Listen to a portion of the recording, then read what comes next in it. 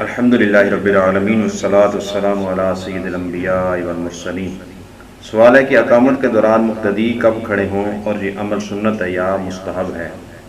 صحیح بخاری حدیث نمبر 637، قال رسول اللہ صلی اللہ علیہ وآلہ وسلم اذا اقیمت الصلاۃ فلا تقوموا حتی ترونی، فرمایا جب اقامت پڑھی جائے تو تم نماز کے لیے مت کھڑے ہوں جب تک مجھے نہ دیکھو۔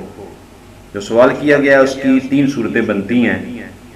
پہلی صورت یہ کہ امام مسجد میں موجود نہیں ہے، اقامت شروع ہو گئی، تو امام اگر سامنے کی طرف سے داخل ہوں تو مقتدی اقامت کے دوران جیسے ہی امام کو دیکھیں گے کھڑے ہو جائیں گے۔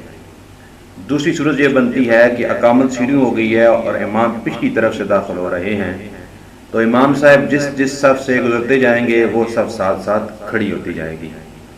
اور تیسری صورت یہ بنتی ہے کہ امام صاحب پہلے ہی مسجد میں موجود ہیں۔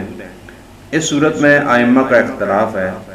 احناف کے نزدیک مستحب عمل یہ ہے کہ جب مؤذن حی علی الصلاۃ پہ پہنچے تو امام صاحب بھی اور مقتدی بھی ساتھ کھڑے ہو جائیں، اور یہی بات ہمیں فتاوی شامی میں ملتی ہے کہ جب مؤذن حی علی الصلاۃ پہ پہنچے تو امام بھی اور مقتدی بھی ساتھ کھڑے ہو جائیں، اور یہ عمل مستحب ہے، کوئی سنت یا واجب نہیں ہے۔ واللہ اعلم عز وجل ورسولہ اعلم صلی اللہ علیہ وآلہ وسلم۔